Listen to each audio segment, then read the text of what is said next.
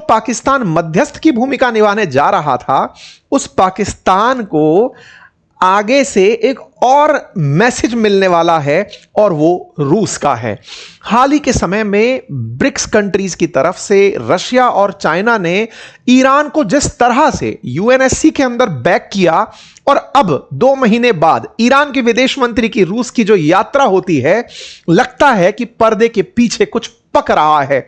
आज के सेशन में हम उसी बात को डिकोड करने का प्रयास करेंगे, क्योंकि जहां एक और ट्रंप लगातार गीदड़ भभकी देकर ईरान पर प्रेशर टेक्निक अपना रहे हैं कि तुम्हारे पास ज्यादा समय नहीं है, जल्दी से मेरे साथ डील कर लो, वहीं दूसरी तरफ ईरान के विदेश मंत्री एकदम घगरघन्नी हुए घूम रहे हैं।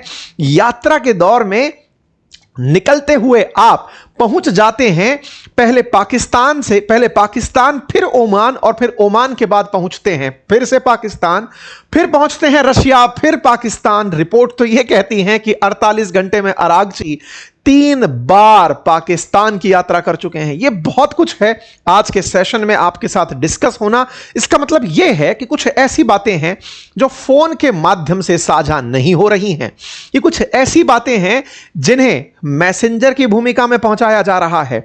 ये वो बातें हैं जिन्हें विश्वास बहाली के लिए कुछ ऐसे रास्तों के थ्रू पहुंचाया जा रहा है जिसके लिए व्यक्ति का सशरीर घूमना जरूरी है, तभी इतनी तेजी से चीजें हो रही हैं।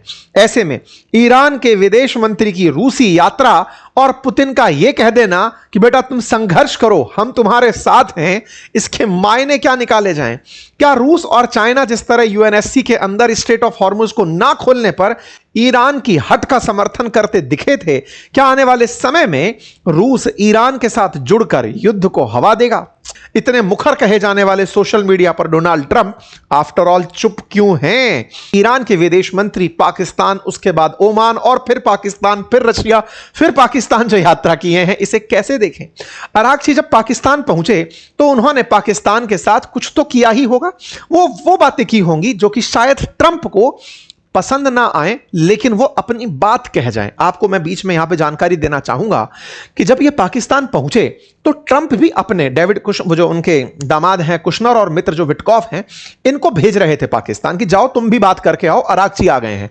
अरागची ने कहा कि नहीं, मैं अपना संदेश पाकिस्तान को देने आया हूं, ये आपको देंगे तो ठीक है। तो ट्रंप ने उनको बीच में ही रुकवा दिया कि सुनो यार, पाकिस्तान मत जाओ, क्योंकि अब तक ईरान खुद क्लियर नहीं है कि वो क्या चाहता है। ईरान ने 3 शर्तें दी।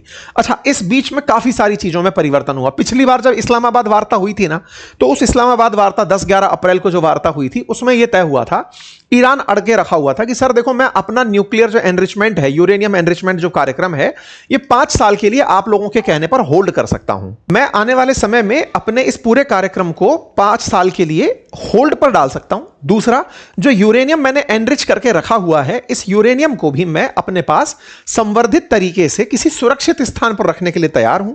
तीसरा, मैं अपने न्यूक्लियर रिएक्टर्स चलाने के लिए यूरेनियम एनरिचमेंट चाहता जरूर हूं, तो मेरी आपसे यह गुजारिश रहेगी कि मुझे इस काम को करने के लिए इजाजत दी जाए। यह उसने लास्ट टाइम जब जेडी वैंस पाकिस्तान आए थे तब यह बात इन्होंने रखी थी। अब क्या होता है, जेडी वैंस के सामने तो ये बात रख दिए थे, लेकिन ट्रंप इस बात को नहीं माने। क्यों नहीं माने? उनको लगा कि यार इतना सब काम तो पहले जब JCPOA कराया था मैंने, जॉइंट कॉम्प्रिहेंसिव जो इनके साथ प्लान लिया था ओबामा के समय पर, जिसमें ओबामा ने ईरान को न्यूक्लियर एनरिचमेंट की IAEA की परमिशन देते हुए एनरिचमेंट की परमिशन दे दी थी। बोले मैं पीछे क्यों हटूं, तब तो स्टेट ऑफ हॉर्मुज भी कब्जे में नहीं था। तो अब स्टेट ऑफ हॉर्मुज भी पाकिस्तान मतलब ईरान ने कब्जे में ले रखा है, अपनी बात भी मनवाना चाहता है। ट्रंप हट गए पीछे कि नहीं। ईरान इस बार फिर आया। ईरान ने इस समय अमेरिका के सामने 3 शर्तें रखी कि साहब सुनो, बाकी सब बातें हटाओ, सबसे पहले रास्ता खोलो, स्ट्रेट ऑफ हॉर्मुज ओपन करो, तब जाकर वार्ता को आगे बढ़ाएं। अगर आप ये ब्लॉकेड खेलते रहे तो बातचीत का रास्ता ही नहीं बनेगा।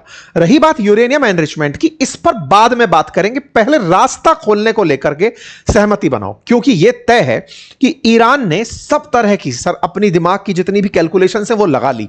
आप सोचिए कि अरागची ओमान पहुंचे और ओमान के जो सुल्तान हैं उनसे मुलाकात किए और उनसे कहा कि सर देखो, अपने पास एक जबरदस्त आइडिया है। आइडिया क्या है कि स्ट्रेट ऑफ हॉर्मुज असल में एक तरफ ईरान के पास है और उसका दूसरा जो किनारा है ना, वो ओमान के पास है।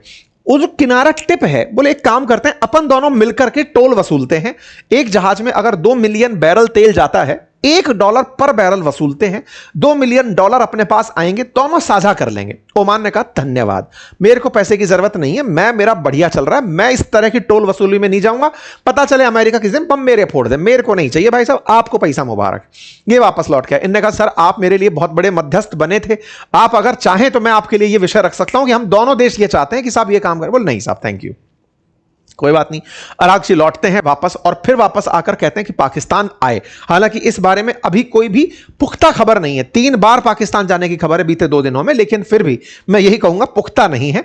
मीडिया के बहुत प्रतिष्ठित चैनलों ने लिखा है, फिर भी मैं ज्यादा श्योर नहीं हूं क्योंकि मुझे ईरान की तरफ से ऑफिशियल ये जानकारी नहीं मिली है। ठीक है साहब, ओके।